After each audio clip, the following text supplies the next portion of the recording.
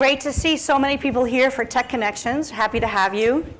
I wanted to make sure that you all know that the Tech Connections event was sort of originated as an effort to support the Technology Foundation of the Americas, which is trying to make Miami a tech hub. So as all of you are involved in technology, I hope that you're aware of that and know that there is a very big trade show that we're hoping is going to be sort of a mix of an Art Basel, South by Southwest kind of an event taking place in May of 2014. It's called Emerge Americas. And so all of you should mark your calendars and make it a point to be there. Let's see, what else can I tell you? I'd like to say very much thank you to our sponsor, Celistics, as well, who is today unveiling their brand new launch of their logo and their branding. So we're very happy to have them here. They are an incredibly versatile, intelligent, customized logistics company that can customize cell phones. They have 1,600 employees. They're delivering these customized phones and other devices to over 80,000 points in Latin America. And so they're a really phenomenal partner for companies like Nokia, Motorola, Samsung. I think you delivered like 70 million devices this year alone. So before I introduce our panelists, I just want to say that this is an interactive conversation, so please feel free to let us know if you want to ask a question, raise your hand.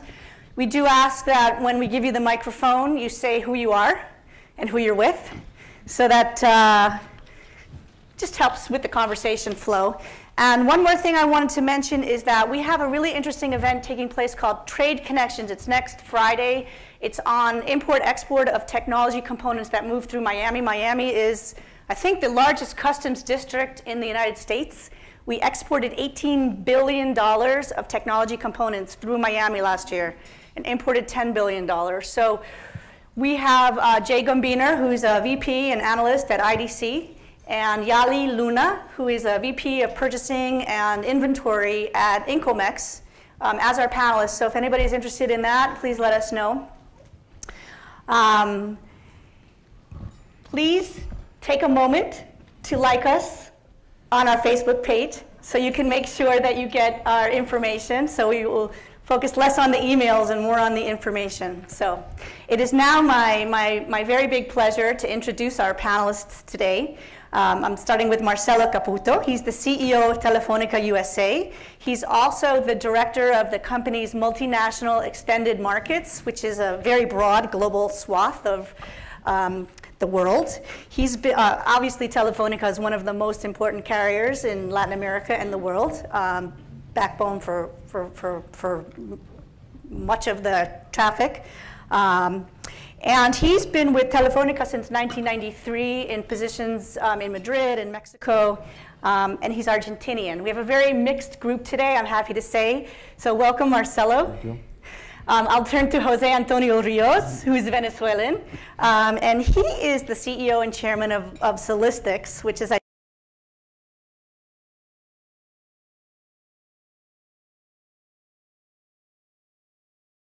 tech space. He was previously the president for Global Crossing, which later became Level 3. He was president of Telefonica Media. He was also the founding president and CEO of Galaxy Latin America, which launched DirecTV, small dish, if you may remember that, and was also with Cisneros Group. So, and then of course we have Ken Roberts, who is our representative American here on the panel, and he is the CEO and founder of WorldCity. He's really the visionary behind WorldCity, even though he hates when I say that. But I'm now going to turn it over to Ken. Well, good. I'm glad you're all here.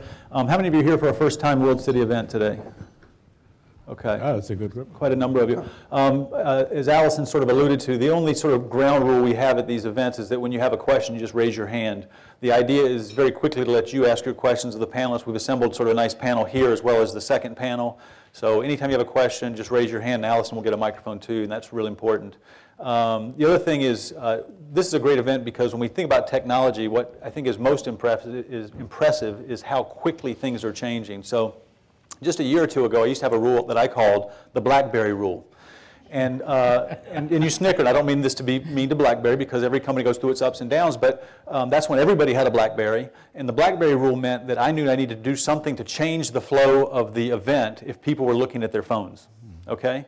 And so now, just a couple of years later, first of all, most of us don't have BlackBerries anymore, but most of us did. Some of us still do, and they're fine. They work great. And the second thing is that if you're looking down at your phone, what you might be doing today is tweeting about this event. So if you would like to tweet about this event, the hashtag is TechCon, TECHCONN.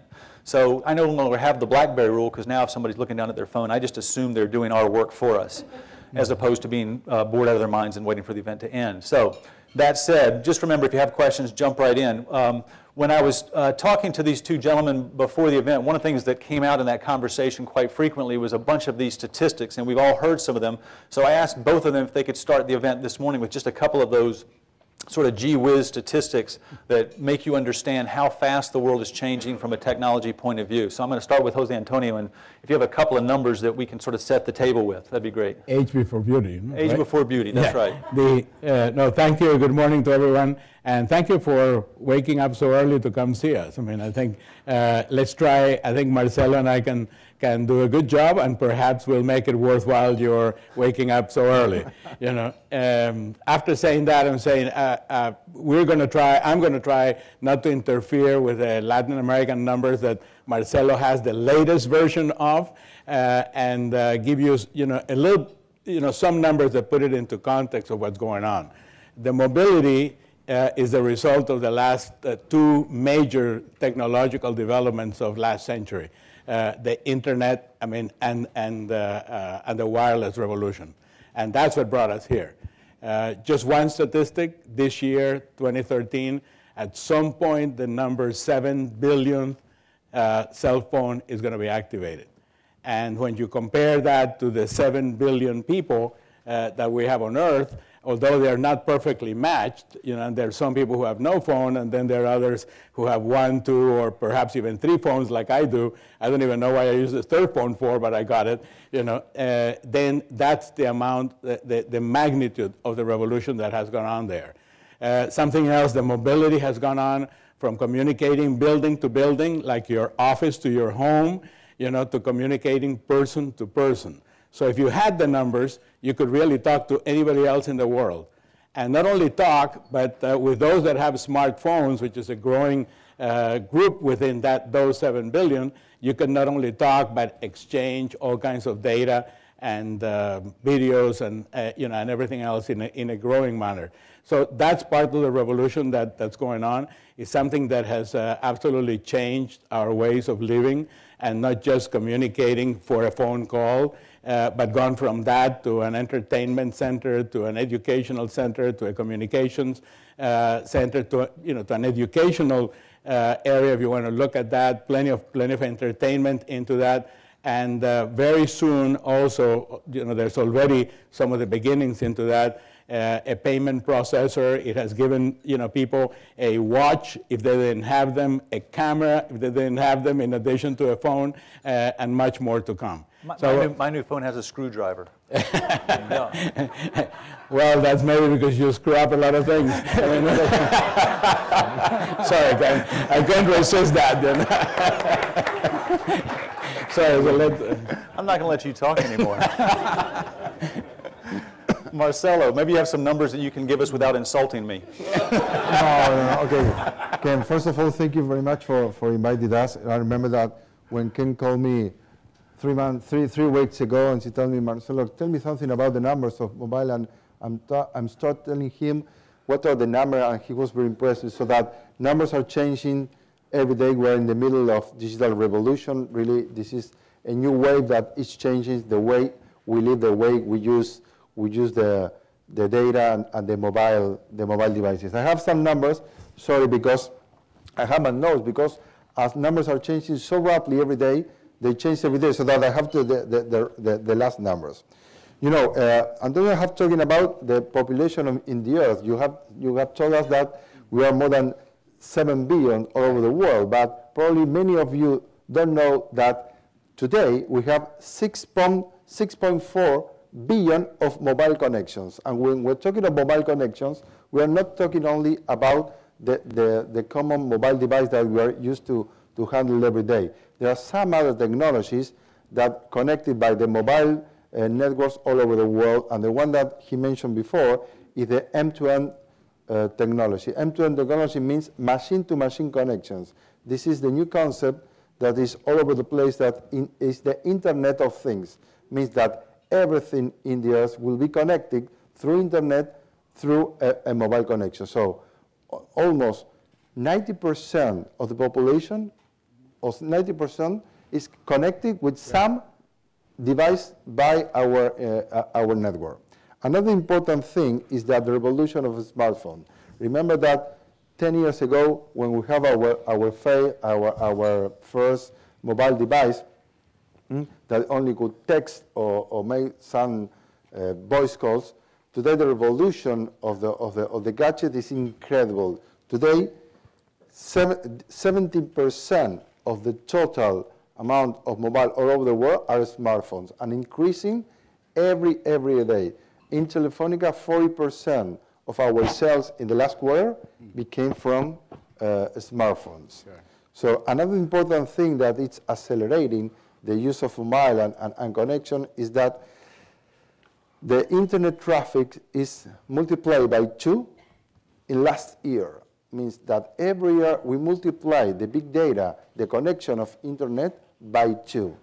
And that is because technologies are going faster and faster. There are 2 main technologies that the telco companies are implementing. One is that we call LTE.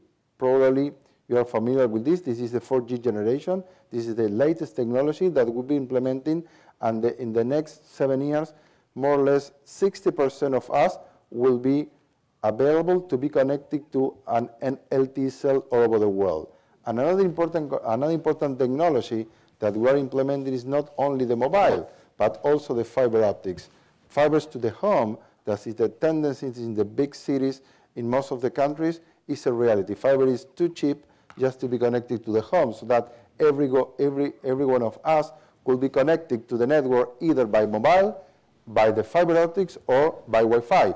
Probably you don't know, but Wi-Fi at home, the router that you used to have at home, is connected by fiber optics to the network, so that those technologies will allow us to increment more and more our data and internet connections to the network. And so the purpose of this first panel, if it's not a little bit obvious, is the first panel we're talking sort of about the behind the scenes, the infrastructure, the backbone. And the second panel, as you'll see, is companies that are using the mobile network to build their business, to make life easier for us, to make life more efficient. But without this first piece, none of it happens. So again, if you have questions, show of hands, we'll get going. But I'm going to ask Jose Antonio to tell us a little bit more about Celistics, which if you want an easy way to remember what Celistics does, the origin of their name is cellular plus logistics. So they do cellular logistics, so it's Celistics. That's essentially what the company do. They move phones from the beginning to the end. So talk a little bit about Celistics and the complexity of your business. Well, I mean, it's a small, medium-sized company. I mean, it has the products that we manage a year is about $2.5 billion. So it's not that small, operating in 16 countries all over Latin America. And we really operate and work for the operators of the business.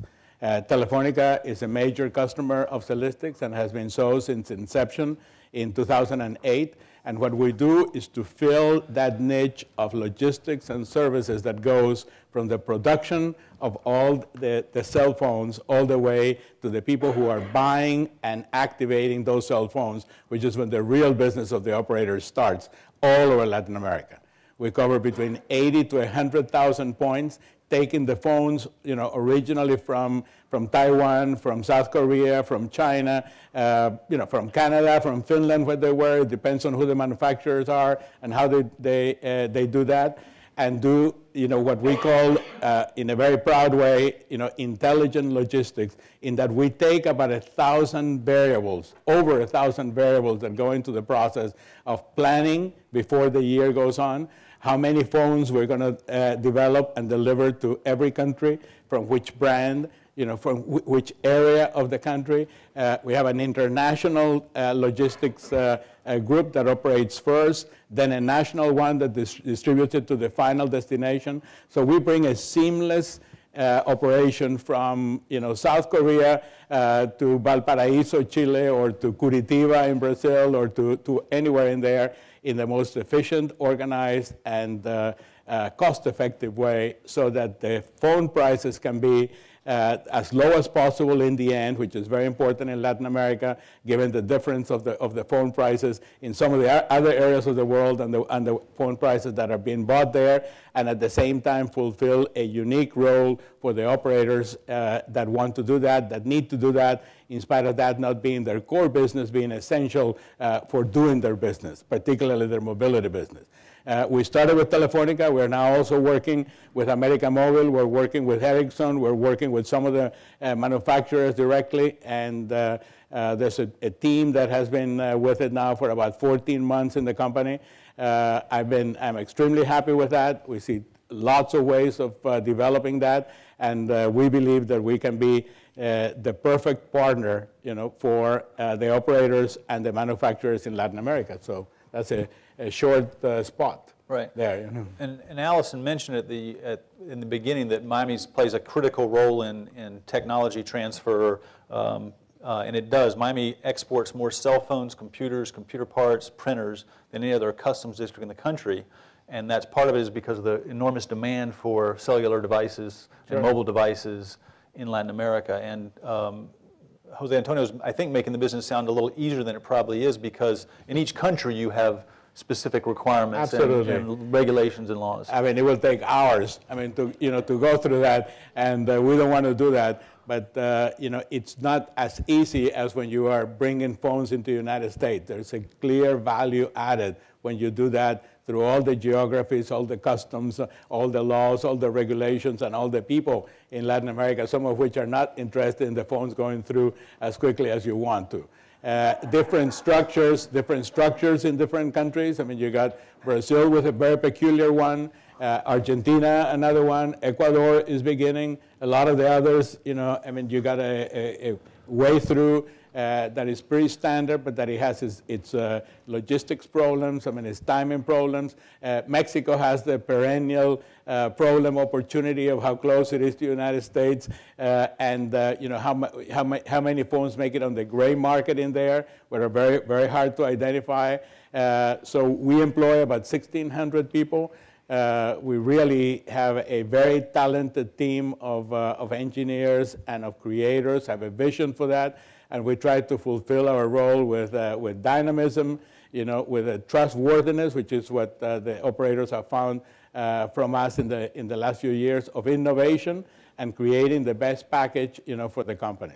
So it's a unique role, it's a special role, it's a very important role in this process, and it helps support what the operators do all over the country.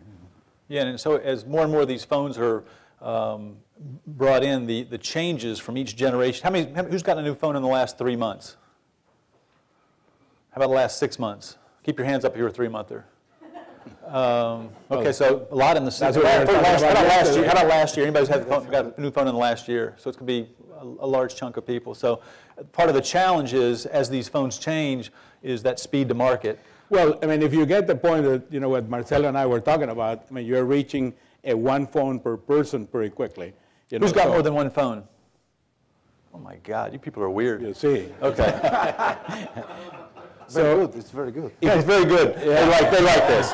We applaud it. Who's got 3 phones? They're a little sheepish to hold their hands up. Yeah. Anybody got 4 phones? No, 4. Okay. So nobody's got 4 yet. Okay. So we're at the edge. Yeah. With 3. But I think that one of the most important things that is going on is that as the market matures, and every one of the 7 billion people, or most of it, those who have the power to acquire them and to maintain a phone, have it, then where is the growth?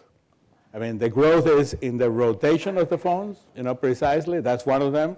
Before we used to have a phone, I used to have a phone that lasted for 3-4 years until the phone didn't work very well. and then changed it. Now we want new features because the phone is not just to talk or to make a voice call. You know, we want to be entertained. We want to have the latest apps. We want to have the latest video. And we want to have it faster and faster. That's what the data consumption is working, you know, is growing so much. So in order to do that, the renewal of the phones from phones that are perfectly well and that don't need to be replaced, but that are replaced because of the features that they ingrain, is becoming one of the real motives of that. The other big one is going into the smartphones, from the non-smartphones to the smartphones. I mean, I think very soon, the next couple of years, 2 or 3 years, historically it doesn't mean anything, 2 or 3 years to get there. You know, probably 90% of the people are going to have a smartphone. And then the consumption of the data will be even greater. The variation that we want will be even greater, a great opportunity for the brands, I mean, to compete on a different ground that they were before. You know, and we know that there is a strong competition and that there is not a stable market there when we've seen Motorola come up and down, BlackBerry come up and down, Nokia come up and, you know, somewhat down, and who knows where it's going to go. But then you've seen Samsung, I mean, taking a major role, Apple, who knows what Google is going to do. Telefonica has launched a new phone for a certain niche market, and everybody will be able to compete in there in a very good way, and that's where our growth is. But this is here to stay. I mean, both internet and the wireless revolution, which were not here. I need to be careful with the word revolution since I'm from Venezuela. But anyway, those two revolutions, I mean, you know, are here, and they will stay, and they will grow, and they will get into further areas of our life that perhaps today we cannot even envision. And again, all these additional cell phones and devices and so forth put greater demands on what you provide, what you're able to provide. Mm-hmm. And as you alluded to, the machine-to-machine, the MTM revolution that's coming, where our refrigerators will be, and our clothing, and our cars, and everything the Internet of Things. Why don't you talk a little about where's the future going, and how does Telefonica prepare itself for that? Okay, let me first give a brief about who is Telefonica, because you mentioned Celistics. I guess that understanding Telefonica name is much easier. Oh, sorry. Okay, Telefonica, we are in the telephone business, so it's much easier, okay? So original Telefonica. Yes, Telefonica. See? Just like Celistics, Telefonica. Yes, but original Telefonica used to be a Spanish company that started in the early 20s in Spain, but fortunately in the 90s decided to spread the business outside Spain and start buying some companies in Latin America. Today, Telefonica is one of the leaders operators in Latin America. We cover almost 15 countries where our operations means that we manage our own assets, then work, people, investments, everything. So we are the number 1 and number 2, depending on the countries operators in the mobile business.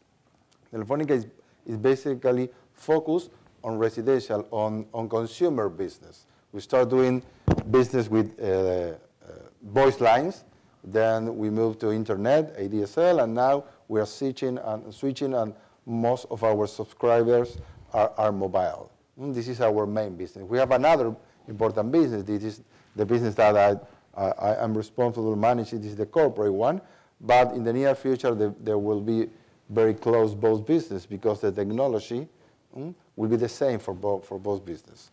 So can you ask me about the tendencies we are talking about? I think that we see 3 main tendencies in the near future.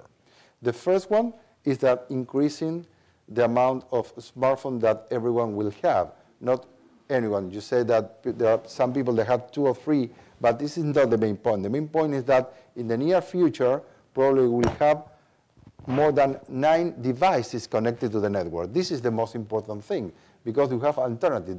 Personally, myself, I have 3 devices. I use either my laptop computer connected with the LTE modem. Also, I have my smartphone, and also I have my iPad.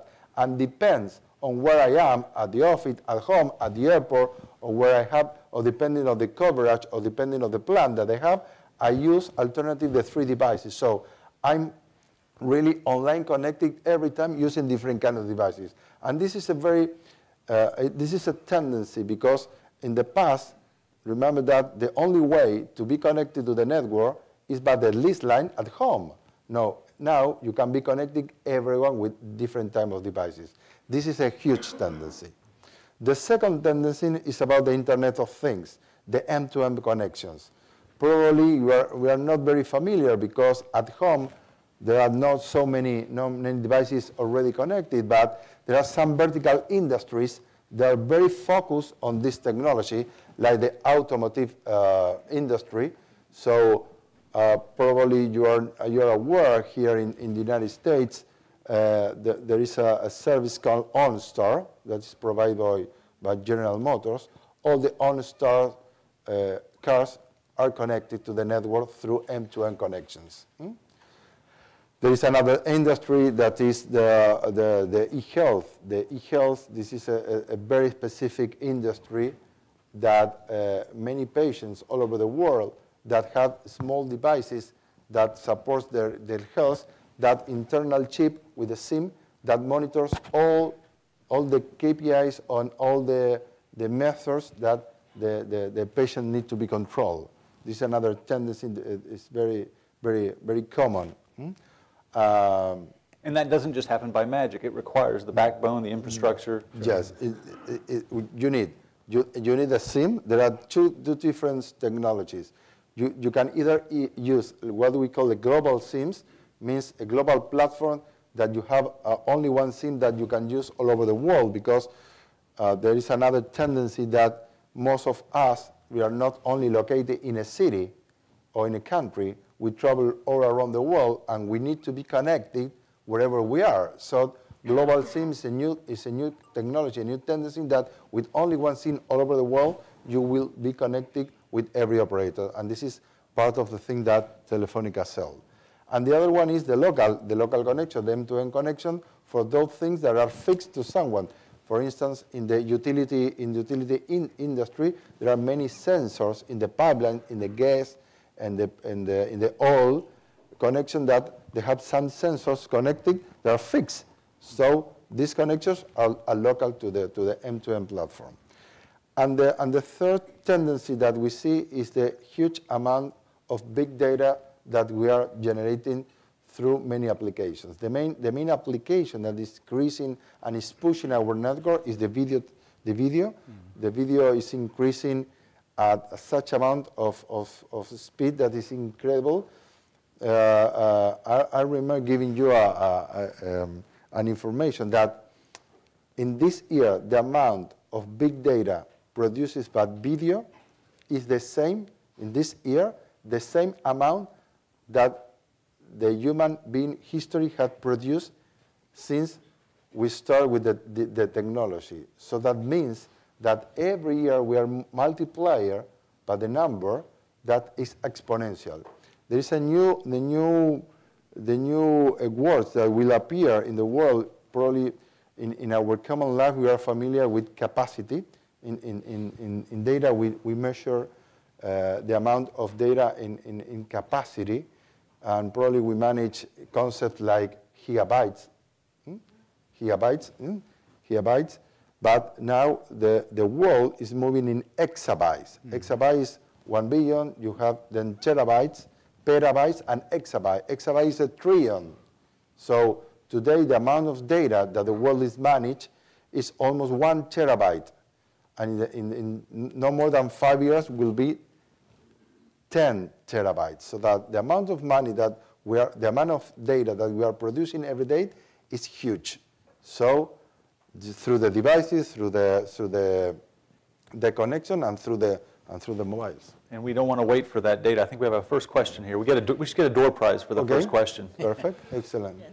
Good morning. I'm Maritza Morales from Pyramid Research, and wanted to looking at I have two questions. One is related to M2M, and what markets do you think are going to move faster on that, given the fact that there's some governments that are also creating some regulation to connect the cars for security reasons and things like that? And the other one is, in terms of the challenges, and for both of you, as we know, all the wonderful applications that you're mentioning require higher data bandwidth, 3G and 4G. And as far as we know, close to 70% of the region is still connected to 2G, and that migration needs to take place. We also have average selling prices of smartphones that are still kind of high and not accessible to a lot of the population where the growth is coming from. So if you could comment on your challenges, both from the device side and from the infrastructure in terms of the migration to that critical mass of customers into these technologies where they can take advantage of these services. So I guess two questions. One is markets that are easier and harder to work in for Telefonica, and the second one is on the first question is related M2M. Okay, you asked me which is the sector that is pushing the market. From my point of view, the first sector that is now pushing the market is the automotive and tracking vertical market, because with the GPS technology and the connection to the network, you can track everything that is moving all around the world. This is the vertical market that is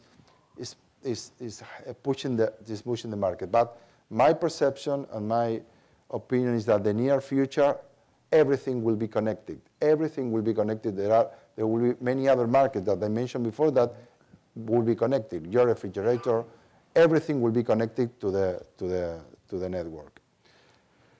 And let me ask you just the second question, just and give you the Jose Antonio opinion, referring to how the vendors will help the users to migrate from 2G to LTE. It's a very good question, because when you start selling high technology, always is on top of the line. Telefonica is launching a new promotion. Telefonica is launching a new operating system called Firefox. For those that are not familiar with technology, this new operating system is an open operating system based on Linux. It's an open system that there are many developers that can make application on this device. These open systems will allow to put on the market terminals devices with a price less than 70 euros or less than $100. This is a very good news for everyone, so that a smartphone will be more accessible for everyone at cheaper price. And when you, as you answer this question, you might want to include, because when we had a conversation earlier, you talked about the societal benefits of cheaper access to technology, but go ahead and answer the question. Sure. No, I mean, I think that we don't know all that is going to happen, because obviously 15 years ago, none of us thought that we would be here talking about this with 7 billion people connected. Having said that, I think that we are in for a few more surprises. Some of them have been developed, over the years. I was doing a conference at a very good university, and one of the students asked, well, what is our challenges now? Everything has been invented. Forget it. Nothing has been invented. We're just beginning, and we don't really know what is it to be invented. But some things may be as simple as that we went for thousands of years with a box here and the wheels here, and nobody put the wheels to the box, for our suitcases when we took them around, and they were there, they were invented, and nobody put that together. All the way to brand new developments. But the first time you saw those wheels on the, it was incredible. You were like, oh man, I wish I'd thought of that. But you know what, Ken? Then it took us about 10 years to put 4 wheels. Isn't that true? I mean, we went with 2 wheels, and nobody thought, okay, why do we do 4? And so the human brain, I guess, it's a little funny in that way. But there's some things that are there, that I cannot obviously forecast when they're going to come, but they're going to come. And they're going to come very shortly. One of the things that increases the availability to do all this data is transmitting both signals, the incoming and the outgoing, on the same frequency. So far, you have the outgoing frequency and the incoming frequency. Nobody has yet figured out how to do both at the same one. I mean, that's one of them that is going to, absolutely break the mold. The combination of fiber optic and wireless is what's really going to be here for the next 15, 20 years because of the high capacity. and what we know today as Wi-Fi only being in our home, who knows? We may have cities with Wi-Fi, we may have regions, we may have countries with Wi-Fi, or other technologies that are going to come into that. Because that data, the data flow is not going to stop. I was last March at a meeting with the president of China Unicom, who was saying how in 2012 they made the decision that they needed to make so many investments to take mobility to China that they needed to slow down the growth of the network because they had a great network in China for the areas where they wanted to go into. Well, what he found because of the data is that in January he had a perfect network. In June he had a mediocre network, because of the increase in the data consumption of all the customers that he had, plus the ones that he had activated. By September, the network was not working.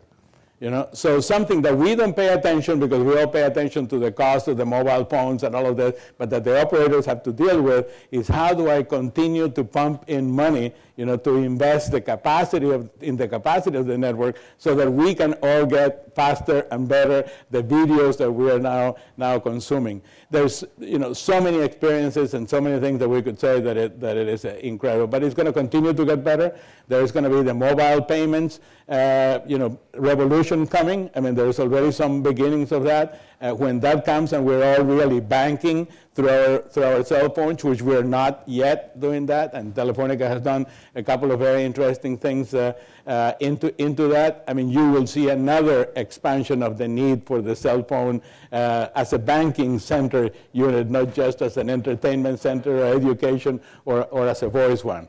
Now, when you talk about what to do with moving from 2G to 3G or 4G, we are participating right now in a project, in a pilot project in Peru with Telefonica Peru on how to do that and how to increase that and how to get there. And it's not very simple, but 4G and 5G and 6G will be gone in the next 20 years, and what will come? We're going to get to the point where even the transmission of electricity is wireless. Think how that will change, our cell phones and all the gadgets that we have. And I may not be able to see that. I'm too old for that, but most of you will. And the human race and the benefits of the rest of technology to everybody. I mean, it's amazing, and it's going to continue. So, sorry for that's good. No, that's good. We have a question here in the back. We've got two. I'm sorry, question in the front. Fernando Figueredo, I'm Director of Communications for Miami-Dade County. And my question is for both Marcelo and Jose Antonio. Has to do with the growth of your businesses and the penetration rate in Europe versus Latin America. For us in Miami-Dade County, the economic health of both of those regions are critical because we keep seeing more and more multinationals from both opening up in Miami and actually U.S. multinationals may be leaving Miami, but they're being replaced by companies from both of those regions. From your perspective, the growth of your business, the penetration rate, et cetera, in Europe versus Latin America, with all the issues that we're seeing in Europe, where do you see that growth coming as far as regions are concerned? Okay, me first. Okay, information. 50% of the revenues in Telefonica today came from Latin America, 50%. Originally, many years ago, most of the profits and revenue came from Spain, now 50%. So that shows you the importance of growing in Latin America. Latin America is very particular market because during the last 20 years, we have been up and down many times in economic cycles in different countries, in different situations. But we have been in this market consistently investing because we think that the future is Latin America. I'll tell you why. Because we have a lot of people that during many, many years couldn't access to technology. So today there are more people that will access to this technology. And the increasing of the average middle age in Latin America is one of the tendencies and the thing that promotes being more connected to the network. So that compared with Europe, that is a mature market, and there are more operators, and the regulation is completely different, I think that I actually see that Latin America is our spot of growing in the next future. Probably you will say that there are some countries that have speed growth, but depends of the economical situation. A year ago, we saw Brazil, for instance, one of the mayors growing in Latin America. Now they are slowing down, but probably in the near future, countries like Peru and Colombia, we see that will lead the growing in our market. And what, do you know when it crossed 50%, when more than 50% was in Latin America? Was it in the last couple of years, or do you know when that happened? In the last 10 years, we moved from 20% to 50%, and it's growing. So 60 and 70% conceivably are on the way. Yes. And I guess, and I'll let Jose Antonio answer quickly on that. No, I mean, I would say it's very easy. I mean, in Europe, there were more operators. It's a lot smaller. There were operators sponsored by every country. You had France Telecom, Telecom Italy, British Telecom, whatever, with a very small areas to cover and with a higher purchasing power. So that developed first.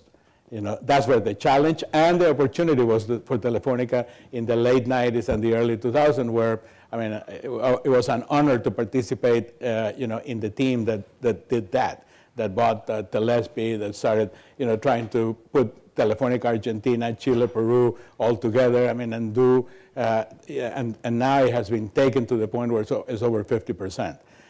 The geography in Latin America is a lot different than in Europe. I mean, the distribution of people in Latin America very different than in Europe. But guess what? The wireless technology is made for us.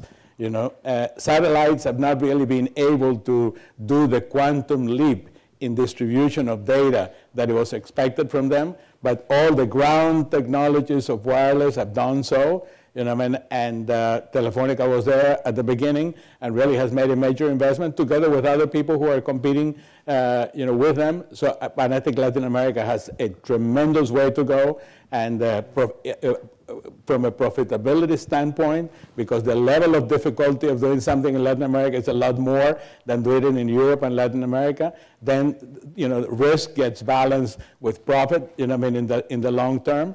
And that's what the goal is for the time being. But in any case, Telefonica has just made a major investment, together with KPN in Germany. Continues to operate O2 in England. Is making potentially a larger investment in Telecom Italia, in addition to what they had in Spain and in other countries. So it's not forgetting Europe either. And I think we have time for one last question before we break to the second panel. So I think so. Yeah. We got 3 questions. We'll make them real quick answers, and we'll try to squeeze them in. Well, actually, I think you guys already answered most of my questions. My name is Taktakasa. I work for America's Market Intelligence. I just wanted to add a little bit and ask you guys to explain a little bit more about Latin America. Like when you talk about mobility revolution, it's not just about the smartphones, the internet. There's Africa, for example. I mean, it wasn't the smartphone. It's the dumb phones that are making a revolution, connecting people with all those text messages and microcredit, mobile banking and whatnot. And Latin America is somewhere in the middle, I think. It's not exactly US, Western Europe, but it has the sophistication and has the potential that maybe Africa or Asia may not have. I just want you guys to explain a little bit more about the unique characteristics of the mobility connectivity in Latin America. What are the challenges, and maybe some of the leading countries, growing in this revolution? Who's ahead in the revolution by country in Latin America? Okay, I will share with you some information. Telefonica is not in the mobile business. We are in the connecting people. Mm-hmm. So connecting people means that either use different technologies, mobile, fixed, and also in some cases satellite, because as Jose Antonio said, the demographic distribution in Latin America is completely different as Europe. So we have lot of people concentrated in big cities, and there are some other people in the countryside, but they also need connection, so that we use different technologies to get people connected. I'll give you a number. Many years ago, we measured the amount of mobile, of smartphone or mobile connections or cellular connections.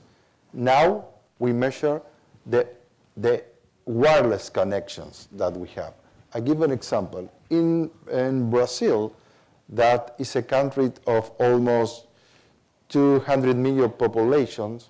Today we manage 300.5 wireless connections. You know what I mean? There are more connections than people. Means that there are some people that have or two mobiles or some other connections to the network. But the leader in Latin America in this kind of connection is Chile, because Chile is a country of 70 million population, and we manage 50 million wireless connections. So today 50 or 500? No, 50 millions. 50 million. 50 million. How many people? 70 million. Okay. 70 millions. So today Chile is the leader. Second question. Quick question, quick answer. So my name is Nizar Alavji from Vista Technologies. I just wanted to ask you about your view on the impact of regulation. As you know that in the US, when the telecommunications industry was deregulated, that gave rise to the advent of internet and a lot of other technologies. What are your views on that? Where are the regulations particularly tough, I guess? I mean, I think every country has their own regulation. It depends on how do you see that. You know, I mean, you're on one side or the other, or I believe that no regulation is as bad as all regulation. And that the truth has to be found for every country somewhere in the middle, that where you allow private enterprise and allow free initiative to go on, but not, you know, give them such a free hand that they can do anything. Brazil, as a matter of fact, in my mind, has handled that pretty well, because right now it has 4 major competitors in Brazil. That may change in the near future, and they're all operating and competing in a very aggressive way. You know, so just to talk about that. Now, when other people use regulation to punish private enterprise or to punish a company because it's not local, or to punish the people who are managing that company, obviously that's wrong. You know, but totally open deregulation doesn't exist in the United States either. You know, let's face it, the FCC has a very strong hand, and I know it firsthand for the last 25 years, very strong firsthand into you know, how the regulations that they want to apply is applied, sometimes to protect the people and sometimes to protect the government or whatever the government's interests are supposed to be. Sorry for such a straightforward answer. One more question, then we'll break for the second panel briefly. Hi, good morning. My name is Guillermo Guerrero from AT&T. Actually, my question was very similar to Mr. Nasir. But I was wondering, from Latin America has a unique characteristic, is that wireless penetration far exceeds wireline penetration. Therefore, regulation is a big challenge. So I wanted to kind of hear what were some of being Telefonica foremost, being one of the top 2 providers in the region, how to handle that in a way, how to see that in the future, because wireless, from a capacity standpoint and the Internet of Things, you know, mobility is going to be huge, and we still need the fiber optic bandwidth and backhaul to be able to handle that. So how is that going forward, and how do you see that as a challenge that could be overcome in the next 5 years? Okay, to be very fair with you, our position regarding the regulation is adaptive. Adaptive why? Because there are some countries where Telefonica is incumbent, is the most dominant provider in the country, or the one of the 2. And there are some countries that we are an entry operator, for instance, like Mexico. So that our positions and how we face the regulation is completely different according to the country. This is to be very fair with you. So my point of view, my personal point of view, is that today the technology is moving faster than regulations. And there will be a moment that regulators will not catch up the speed of technology.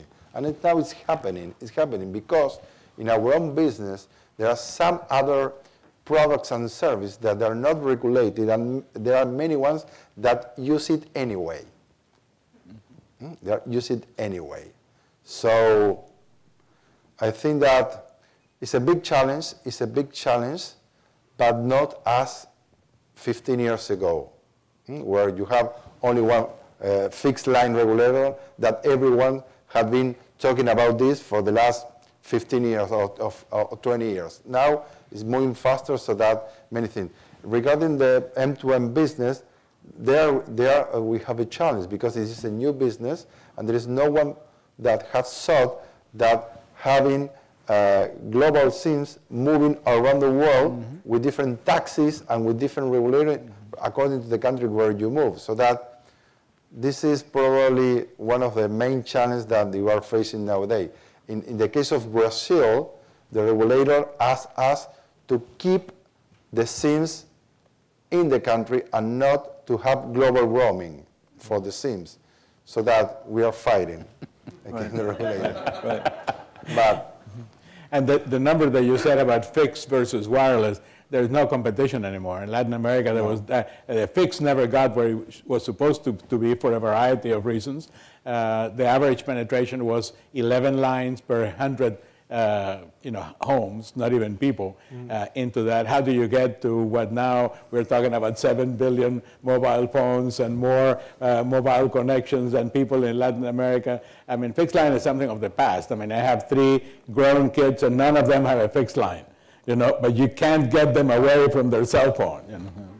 And probably will have one phone number their whole lives. Exactly. It goes to you. It doesn't go to a building. Yeah. Back to what we talked about at the beginning. Right. So we really used up our time for this panel. We could go on quite a bit, but I want to thank Jose Antonio and Marcelo for their presentation. Thank you. And my next phone is going to have a hammer, so if you come at me like that, then I'll give you a hammer. So we're going to take a very brief break, so you can check your email, whatever you want to do, for those of you who have cell phones. And we'll have our second panel up here, and we'll go quickly. So thanks again. Thank you, Ken.